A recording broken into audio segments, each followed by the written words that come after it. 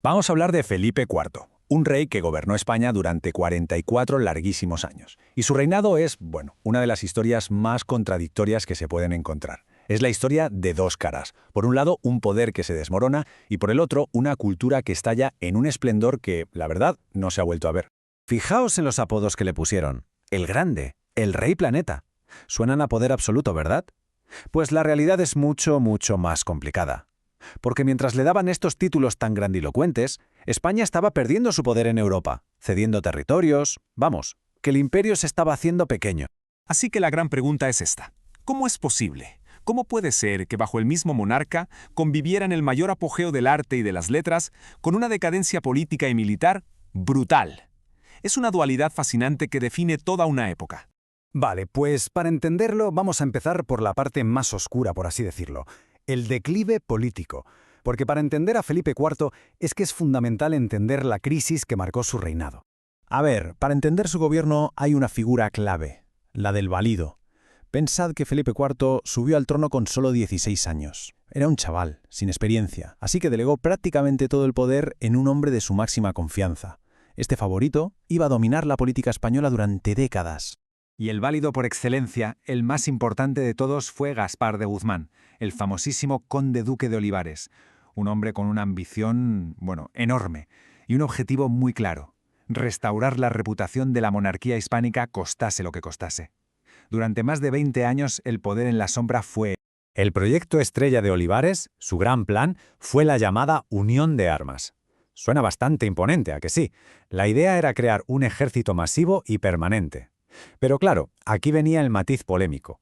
Quería obligar a todos los reinos, como Cataluña o Portugal, a pagar y a enviar hombres, algo a lo que no estaban ni acostumbrados ni dispuestos. En el fondo, lo que buscaba era centralizar el poder para hacer el imperio más fuerte. ¿Y qué pasó? Pues que el plan resultó ser un desastre total. En 1640 el descontento explotó. Por un lado la revuelta de Cataluña y peor todavía la independencia definitiva de Portugal. La crisis era tan grave que el rey no tuvo más remedio que echar a Olivares. Y los años siguientes solo trajeron más pérdidas. En 1648 se reconoció la independencia de Holanda y en 1659 se cedieron territorios importantes a Francia. La hegemonía española se había literalmente evaporado. Y ahora, agarraos bien, porque mientras todo el imperio se desmoronaba, en el mundo de la cultura estaba pasando algo increíble, justo lo contrario. O sea, en medio del caos político, de la bancarrota, de las guerras, la creatividad artística en España no solo no decayó, sino que alcanzó su punto más alto. Es la cumbre de lo que llamamos el Siglo de Oro.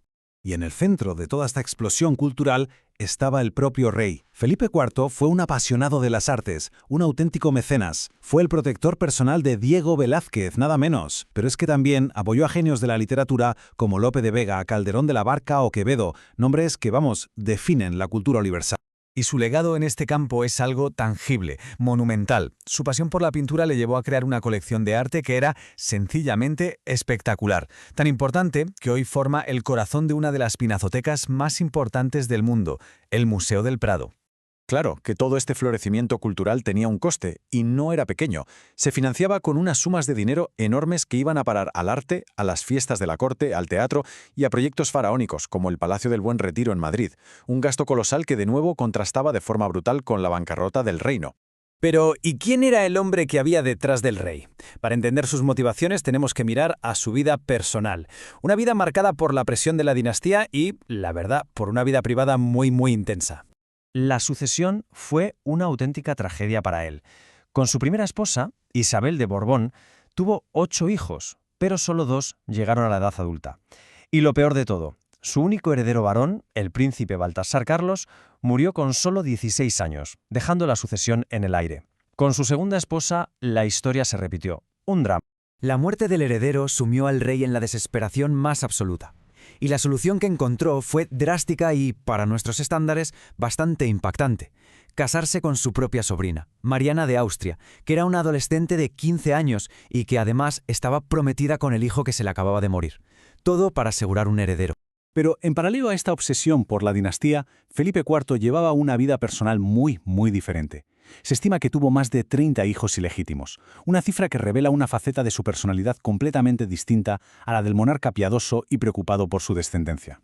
Y de todos esos hijos nacidos fuera del matrimonio, solo uno recibió el reconocimiento oficial del rey. Fue don Juan José de Austria, fruto de su relación con una de las actrices más famosas de la época, María Calderón. Y ojo, porque este hijo se convertiría en una figura política y militar muy importante. Bueno, y llegamos al final. ¿Cómo juzgamos a un rey como Felipe IV? ¿Cómo ponemos en la balanza un legado con dos caras tan opuestas? Es complicado. La paradoja es que es evidente. En términos de poder político y de fuerza militar, su reinado fue un fracaso rotundo. Pero si medimos su influencia cultural, el resultado es justo el contrario, un éxito extraordinario y que perdura hasta hoy.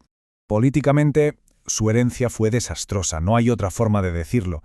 Le entregó a su sucesor un reino empobrecido, más pequeño y con una dinastía tan debilitada que se extinguiría en la siguiente generación con su hijo, Carlos II.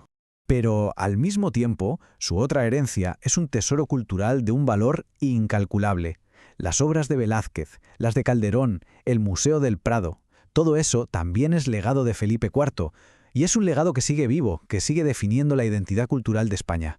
Así que, al final, la pregunta queda un poco en el aire. ¿Qué define realmente un gran reinado?